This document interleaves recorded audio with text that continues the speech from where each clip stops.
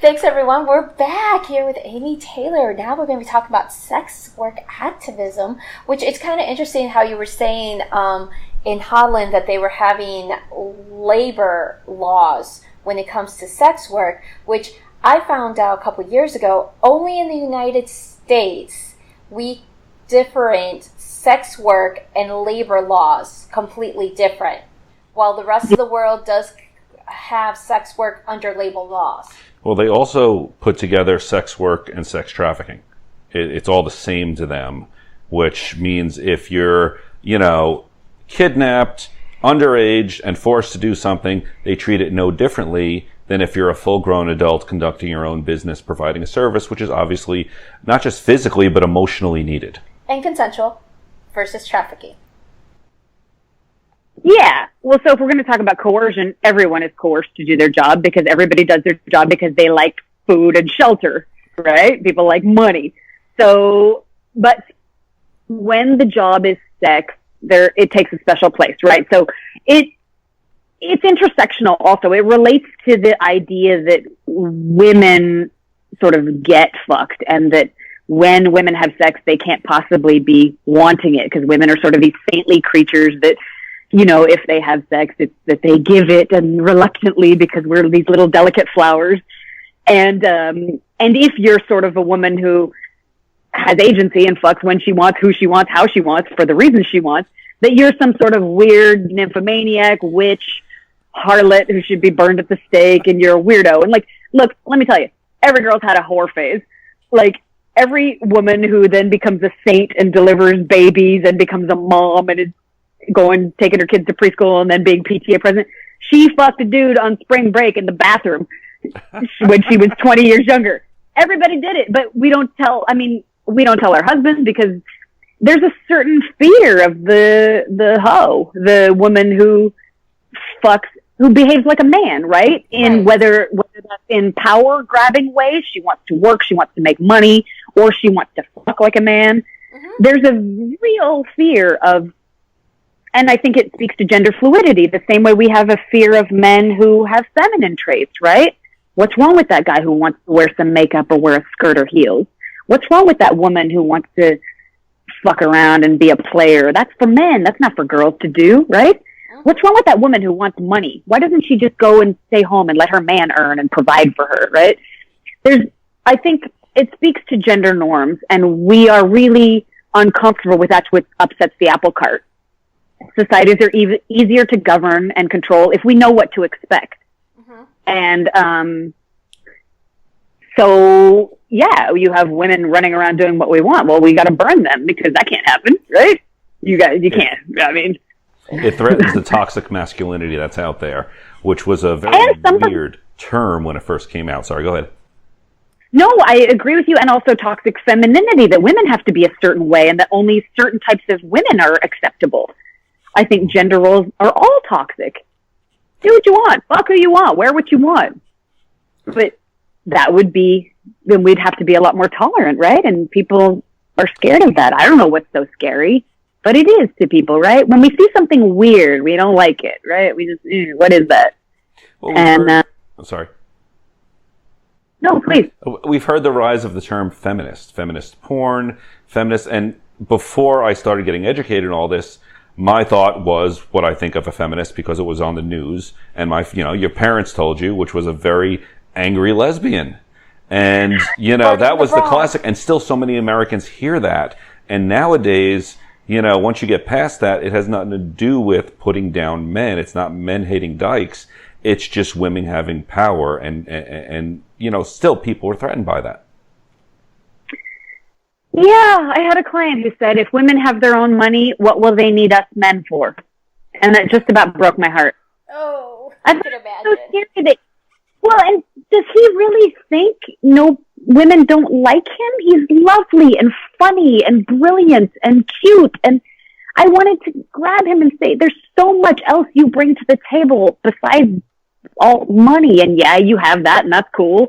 But if you lost it all tomorrow, you'd still be brilliant and funny and nice and interesting. And women would still like you. Don't worry. And women still want dick. Don't worry. We get horny too. We still want your penises. Maybe we don't want all the pictures of them when we didn't ask, No. but Yeah. but right. I mean, it's as usual. It's fear-based. It's always fear-based. It's that I know this world. Maybe I don't like it, but it's the world I know, and it's safer than trying to get to know a new world, right? Mm-hmm. I'm sure. Have you ever met people when you told them that you had an open relationship, they got really freaked out? Does that happen to you? Oh. All the time. Yeah. Yeah. Open relationship, swinger, bisexuality, kink. I mean, the whole 9 yards goes into it. And it's just like, I kind of look at them and I'm like, what's wrong? It's not like we're going to convert you. I am not going to be like that. Yes, we don't recruit. Yeah, we don't recruit. Knocking on the door and it's like, hey, have you met my Satan follower? You know, we'll show up a picture of what do you call it? A gimp? No, a cock. A rooster cock. It's like, here is our savior. It's like, there is your cock pick right there. A nice little rooster. But, well, and when they get so uncomfortable, did you feel the fear? You can feel it, right? Oh, you can smell it. You're very afraid. Yep. And they're often afraid of their own fascination, their own interest, their own little Jungian dark side of, I wish I could do that. I want to do that. But I'm scared to let the dam break. And so maybe if I just don't ever do it and I instead hate that, I'll be safer, right? Oh, exactly. But even in that term, we also teach parents how to talk to their kids about sex. And that question of like, hey, why don't I pay you to talk to my child? And I'm like, no, let's help you because you're having some issues even communicating to your partner about sex. So you're already uncomfortable about sex. What's going to make a child come up to you and talk about it when they can smell it from you that you're like, nope, I'm scared. I'm not going to talk about this. So it starts at all ages. Well, there's a lot of trauma about sex that people have from their own childhoods, whatever weird stuff they've been through. A lot of families got the creepy uncle kind of thing. There's a lot of trauma in a lot of families, and we're not talking about that stuff either. Why people are so uncomfortable about sex. Why are they? I think it's because of a lot of what's happened to people and they've been through. It's more common than anyone's admitting. That said, right, then kids are learning about sex from porn. And then sex work activists are being seen as some kind of deviant, like I said, witches when, look, everyone's having sex. You go outside today, everyone out there, they're fucking, right? It's something everyone does, and yet we're very weird about it. And so we put it in this weird box because of fear, and that causes more damage. Like when kids aren't their parents aren't talking to them about how to have healthy sex. And, I've known people that they've no skill, a ton of fear. They're wondering why they've got a miserable sex life. It's because the information was never out there. I'm hoping people like you guys are changing that. But we have to get a lot more honest because they are afraid of what the cost of telling the truth is. And I am afraid of what the cost of lies are. Right? Because absolutely. We're paying a really high cost for our desire to lie about sex on every level. We're paying a really hard cost. Us activism, we're watching, when they passed FESTA and FOSTA, there are people in sex work that died because of that. When they shut down their sites where they could communicate about who was a murderer, and they shut down their places where they could communicate with each other, they went back onto the streets because that was the way they could buy food that night. And some of them died. Yep. Now, maybe nobody cares, but, there are real consequences to lies. And if it's worth it to inform social norms, if it's worth the cost of life, which I'm terrified that for some people it's worth because sex workers are disposable victims and fuck them anyway, let them all die. Well, that's, a world I can't really reconcile because these are human beings, right? Oh, absolutely. Also, they're overlapping with your husbands and wives. So, the system is not a closed system. So some of the data on transgender street-based sex workers, the HIV rates, some of them are very high, and they all have customers. And so there's a lot of overlap with your husband who's coming home. So perhaps you want to lie less and get honest more because the life it might save might be your own, actually. Well, you're out in California, and I know your state is proudly one of the leaders in the fight to legalize sex work, as I understand it. Decriminalize. There's no legalize yet. We're decriminalizing. So careful with the verbiage. Sorry, I'm very into that. No, I agree. It's an important differentiation between those two words, which a lot of people think are sort of the same. Decriminalization, right? Legalization comes with a lot of red tape, and a lot of sex workers don't want that because it would probably look like the brothel model. And in the brothel model, it's ripe for abuses. So most sex workers would prefer decriminalization to legalization. I think both would probably be better than what we have now, but that's subject for debate within and without the community. But right, in California, we have a measure on the ballot for the Cal Dems to support. We are trying to at least make some headway that sex workers, when arrested, they cannot use the possession of condoms as evidence. Which is what they do now. And the reason we don't want that is because what happens is then sex workers, particularly like street-based ones, they do not use condoms because they don't want to have them on their person. And then that increases disease transmission. And so for the protection of communities, you don't want to punish people for trying to be safe even in an imperfect world. Back to what you're talking about, there's the world that you wish was, the utopia, and then there's the world that is. And we think that laws should work with the world that is. So we'll see about this ballot, but it's an effort. Some other states, Rhode Island is doing a study on what it would look like to decriminalize sex work. New York has a couple of bills to try to, one of them is to go back and erase the records of sex workers that have been convicted, because we find out that when you get convicted of that crime, it becomes virtually impossible to work in the normal world. You suffer a lot of discrimination. And so guess what? You just created a person who's going to stay in this world. So there's no way out. No, of course not. Once you can't rent, you can't get a job, you're branded sort of a sex criminal. And we've talked about how uncomfortable Americans are with sex.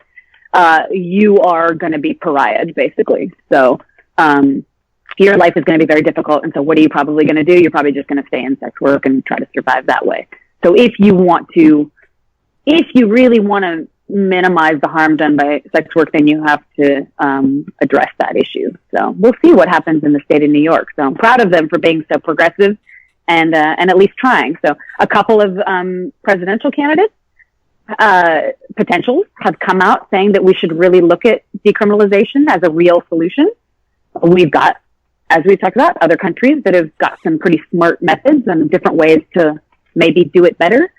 So we might be getting there. I don't know. On the other hand, Florida has gone backwards. They want to put, they're making it worse than ever. They're putting pictures in the paper of if you've even been arrested, which I can't believe that's legal because we're supposed to have a presumption of innocence in this country. Yeah, innocent until proven guilty. Sheriff. Yeah, we know the Polk County Sheriff. He's only like one county away from us. So yeah. He's a nut job. Well, right. Oh boy. Well, I mean, you put somebody's picture in the paper, you've really ruined their life for a while, at least. And I think it's shameful to do that to somebody before they've had the opportunity for a trial. And I get what they're doing. They're using shame and stigma to think that they will mold behavior into the behaviors that they want. And not only will they not be able to do that, but the harms they'll be causing will not be worth it. But this is norm enforcement, right? This is, But throughout history, it's been proven wrong. Prohibition, that just led to a rise in crime until they got rid of that. They legalized Colorado. I commend them for the first one to legalize marijuana. And they're still having problems with money issues because they can't deposit their money into a federal account because federally, again, drug trade is still illegal. So, they're still having problems. It's cash only because even the credit card companies cannot accept the transactions because they're under federal umbrellas. So that must make it ripe for them to get robbed if they've got all this cash and horrible things that happen as a result of that. Right. So if they find out their presumption is wrong and the legalization will actually do good things because they do have a great education system now out in Colorado. They've been gotten so many millions more than that. Then they go ahead and twist other laws to make sure to make it as difficult as possible for that. Now, I actually talked with some older Fox News watching people, and it was really hysterical because I asked them, what they think about Colorado, and they're like, "Oh my God, the crime's gone up," and everything they said is what you would want to hear if you had their point of view, and nothing was the truth. And I'm like, well, where did they hear this? Fox News. Yeah, Sharia laws coming to suburban Cleveland. Hide your grandkids, Grandpa. Yep. And it's those fear lies that these stations use to put it in the heads of the people who are susceptible already that cause basically fear-mongering and ratings for them. Well, think about it. If you had a system that was entrenched for your hegemony and your power, and you've lived that way for 75 years and things have been pretty damn good for you, why would you want change? Change is hard. Change is scary. You would not want it, right? Nope. You'd want things to... And if you're really old now and you don't recognize the world around you and it looks weird and there's all these young people doing the Snapchat and there's weed smoking in Colorado and you're becoming less and less relevant and you're sitting at home just getting angrier and you don't feel physically good and you're not getting laid anymore and you probably crave a time gone by, right? Mm-hmm. I mean, I'm probably going to crave the past in a few decades. I'm probably getting there. I'm going to miss the old. And so that inherent conservatism, conserving the past, I think it's from a longing for the past and when maybe life was more fun for you as you head towards death. And also a desire to keep things in place that were set up to make your life nice, right? Yep. I think, it's hegemony, right? Why you wouldn't want change. I think I'm surprised how many men are threatened by women wanting to have our own money, that they think that's going to really, what do they think? They're not going to get sex anymore? They're still going to. It's going to be fine. They need a little more confidence. Well, no, because it's always gone back in time that it's always sex and money. That's what man has power, sex and money. Sure. Well, and I think I have girlfriends who are really threatened by these guys now that don't really want to get married. We have a lot of men in LA who are like, hey, I can have kids when I'm 70. I'm going to get married when I'm 60. And, can you blame him? Why not have a bunch of fun for a long time? I mean, everybody's living to be 100. You don't need to get married at 18 anymore. Mm-mm. Like, that's why plural marriage, polyamory is so popular, because now you get married and you stay married for 50, 60 years. That's too long, right? Well, it used to be you got married. A little story. Have you heard of the Villages? Florida. Yes. It is a town/retirement community. Very large. It's somewhere between Orlando and Gainesville. And a few years ago, it came out that there was an STD outbreak. Because when you're 70, you're really not worried about something that's going to kill you in 20, 30 years, And they had to have people come in and start teaching safe sex practices because people who haven't had sex in years go to a community. Now they're socializing with people their age. They're widows. They're widowers or widows. And Grandpa and Grandma are having some fun. And you don't wear condoms because nobody's getting pregnant. Right. And no one expects to live much longer. Yeah. That is hilarious. Did they get a handle on it, or is Grandma and Grandpa getting gonorrhea now? Partially taken care of. It's almost there. Yeah, not totally, but we just kind of laugh and giggle. We're like, yep, even old people need sex ed. Well, when you remove all that social worry that they don't have to act like they're expected, they don't have to, they're actually not with their families, so they don't have this role to be, well, we revert to having fun for ourselves. That's very interesting. So sort of conservative behavior is not inherent to them either. Maybe they're doing it because of what society expects of them as well. I never thought about that. Good for them. I hope they're all having orgies. Get it, Grandpa. Well, Grandma, go get you some. In about 40 years, I know my future. But we're going to take just a quick break, and then we're going to be back to talk a little bit more.